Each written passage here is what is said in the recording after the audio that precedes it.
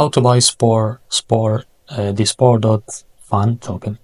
Now, before we start, this is not a financial advice. I'm not a professional or economic expert. So before investing in any project that you find on my channel, please do your own research. Now, before we start, make sure to take a look on the X account. They have big community, as you can see. Now, to be able to buy this token, go and open your account on the screener.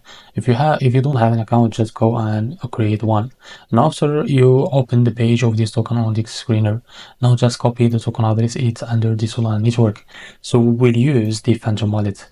Now, after you open the Phantom wallet, click on swap. Now, after that, make sure you have enough Solana on your wallet. Now, after that, click on USDC, as you can see, to change to our token.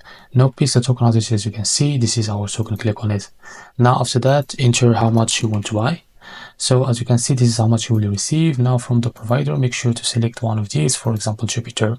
Now, make sure to read all the information and click on swap, and they will redirect you to Jupiter provider to complete the buy process. Now, if you face any problem, just go back in here and change this to 0.3 or 1% or just custom to be able to complete the buy process. Now, this is how to buy the SPORE token. If you find this very helpful, please like and subscribe. See you in the next video.